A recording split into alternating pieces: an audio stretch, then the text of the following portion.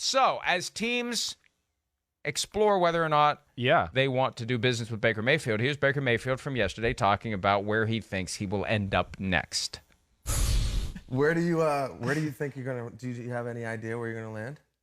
Oh man, if this would have been about a week and a half ago, I would have said Indianapolis,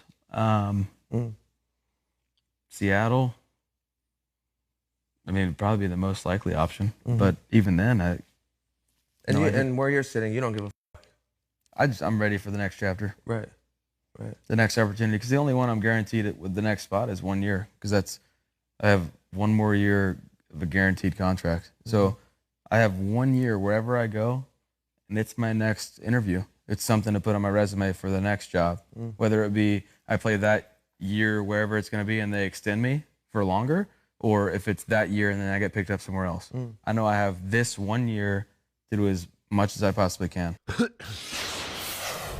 It's a great point, but it also should make him far more selective about where he goes. And is Seattle the best place for him right now to go and have the kind of year it's going to propel him into the upper echelon of quarterback salaries? I'm not so sure that's the best place for him right now. No, I'm not sure either, but I don't know what are the other options. You know, you talked about like the attitude, the player, how to, control him, all that. That's where I'll get back to. I mean, Seattle from that standpoint makes sense. I think they're used to those type of personalities and, a little edge across the team, whether it was Richard Sherman or Cam Chancellor or Michael Bennett or whatever. They've had some personalities up there. I still think Detroit, from what you said, way back when. I think Buddy Boy being there and Dan Campbell and everybody and Mark Brunell there at quarterback coach, that would probably be the type of support system and attitude of people that would make sense there too. But, there's no more options. There's nothing there. I mean, there's really nothing. I mean, Houston's going with Davis Mills. They could have traded for him with the Deshaun Watson thing. That didn't happen. And so that I really look at it to go, I think it's just Seattle, and it's just going to be a waiting game of okay, when are you going to release Baker Mayfield from his contract? Because we're not going to trade anything for him, and we're going to go there. And at least he's, got a DK Metcalf, hopefully, and TJ and Tyler Lockett, to where it's not bad. He could be put in worse spots, that's for sure. Well, from Seattle's perspective, they can say, you're eventually going to release this guy. We're content to wait for him. Exactly. And if you release him, we're going to pay him $1.035 million, the minimum salary for a player of his experience level. You're going to pay the balance of the $18.8 million fully guaranteed, and you're not going to get anything from us for it. You're going to get credit for $1.035 million. Right. If you would like to accelerate that process and ensure that this is the place where he lands, then maybe you pay, a lot of his salary. And but the Seahawks are still going to go, wait, that's more than we want to pay, period. You know what it's going to be? You know what it's going to be? Yeah. It's going to be, we'll pay him $1.035 million and you give us a draft pick, not we give you one. That's the only way to get the Seahawks to do the deal now, because at some point he's going to get cut and he's going to go straight to Seattle. And the only leverage that they can exercise over him at this point is delay. Right. We're going to keep you from getting to Seattle, and it's going to be harder for you to get ensconced to have the kind of year that you need to either get an extension from the Seahawks or set yourself up for a contract next year. Right. That's another lost opportunity in this podcast, because I want to know how he's going to play this. You're not happy with the Browns. Are you going to cooperate with the Browns as they try to trade you? Are you going to show up at the facility and say, deal with me? Here I am. I'm working out. Here, I'm ready to go. I'm here for practice. I'm here to take my reps. I'm here to it's awkward. And they're done with him. Yeah. If he decides he's going to show up every day until they cut him or trade him on favorable terms, it's just going to be a big, ugly mess and more of a distraction for a team that has more distractions than it currently needs with Deshaun Watson. Mm-hmm. So, again, I'd like to know more about what Baker Mayfield's plan is for dealing with the Browns. Yeah, I know. As this all plays out. Yeah. Because the Seahawks are in a position where they can say, unless you give us a draft pick, we're not taking this contract off your hands. And we're definitely not paying more than $1.035 million, because that's what we would pay when you cut him. And I still look at the Steelers as the best place. As a one of those For him. teams, yeah. Here's why. Yeah. Look, think about all the stuff he said about how he gets motivated. He loves being the quarterback in the visiting team's stadium or of the visiting team at the other stadium, shutting them up that way. He will have a higher level of motivation to do everything that's expected of him in Pittsburgh.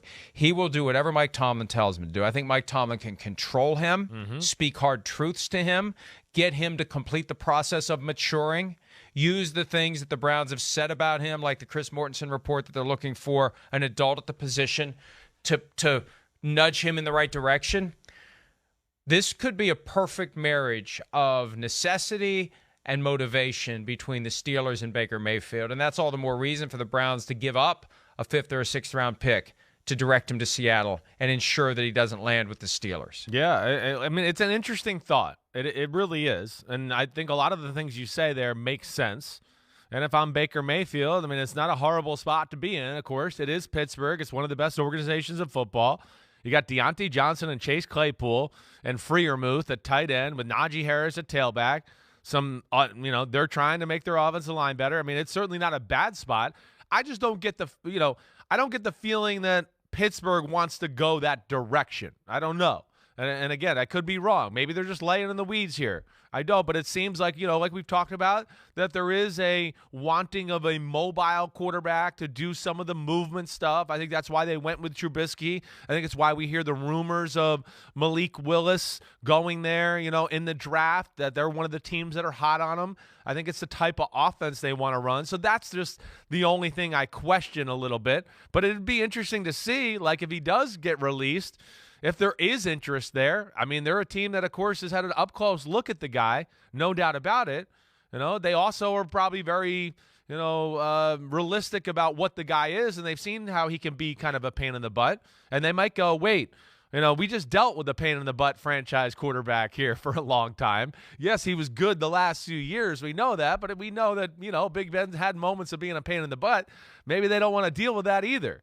The scary thing with Baker Mayfield is a little bit, if you're a team like Pittsburgh, to me, is if he has like a year that optically looks good to the fans, right? And we know fans can be tricked. We know that. I mean, Pittsburgh was 10-0 2 years ago, and you couldn't tell people Big Ben wasn't one of the 5 best quarterbacks in football just because they were 10-0.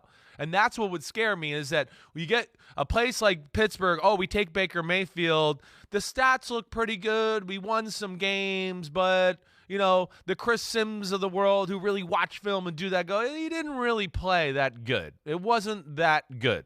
And it's easy to finagle stats this day and age in the NFL. Carson Wentz was 27-7 last year. Indianapolis was like, we've seen enough, we don't need you. So that would what scare me, is that they have one of those kind of years, and now the fan base is like, look, we did great, we want Baker, and now you got to pay your guy or be stuck with a guy that, you might not necessarily be thrilled with. That would be a scenario that would scare me a little.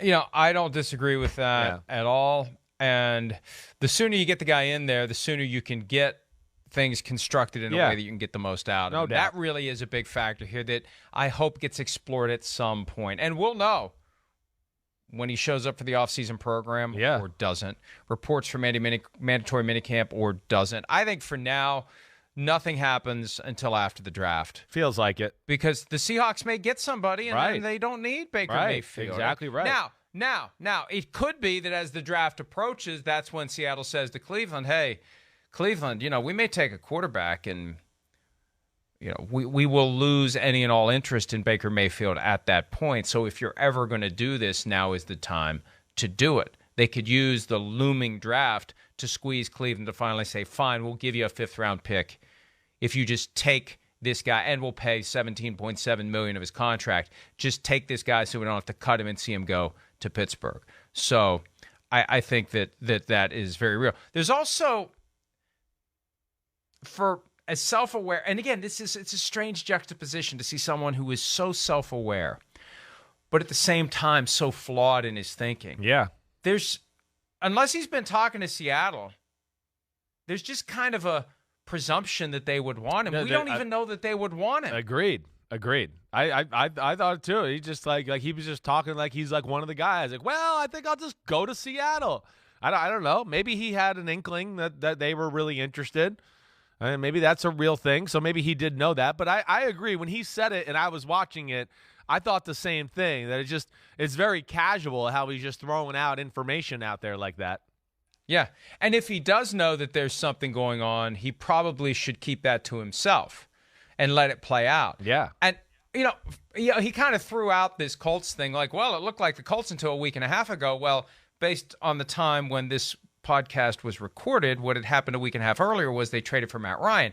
And wouldn't that have been a great What happened there? Let's ask him that. Wouldn't that have been, hey, Baker, what do you think about them trading for that guy that looks like he's 50 years old instead of you at quarterback? What do you think about that? You think they made a mistake there, Baker? Do you? And there's a way to do it where it's a fair question. You're here to answer questions. What do you think about the Colts choosing Matt Ryan over you? I mean, this is a guy who has been willing to speak his mind in the past. Pete has reminded me of the Daniel Jones controversy, the GQ comments from 2019. I can't believe they took Daniel Jones. It blows my mind. Some people overthink it. That's where people go wrong. They forget you've got to win. Now he backtracked later and blamed the media and called it all clickbait. But if he'd have been asked that question yesterday, whatever he would have said, he couldn't blame anyone but himself for saying, hey, they wanted Matt Ryan. What can I do? They apparently want a guy who, has been playing football since longer than I've been alive. Yeah. No, I know. I mean, I think it's a little bit of Baker Mayfield. This is one of the first times in his career in a long time, or at least since he had a transfer to Texas Tech, where there's some bumps in the road.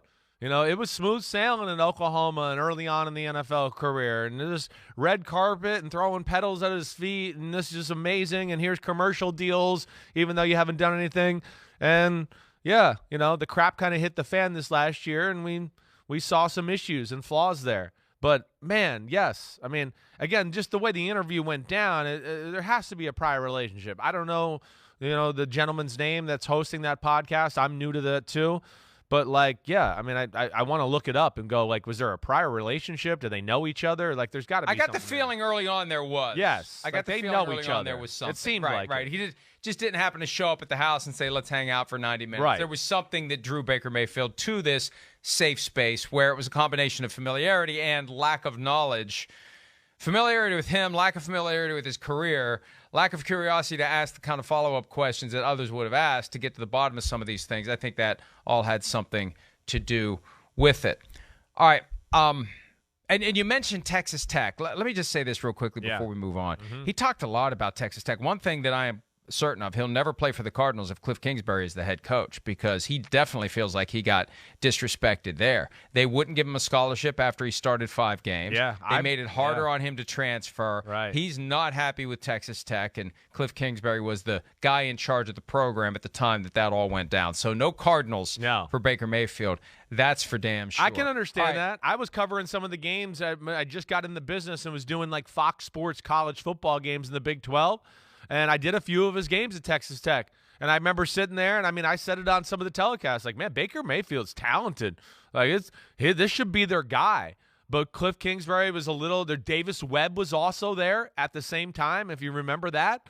And Patrick Mahomes was getting ready to commit and come to school. So I think that, a lot of things played into, the factors there at Texas Tech that, I think, Baker Mayfield, he's got a right to feel a little disrespect or at least chippy towards Texas Tech. I don't blame him for that.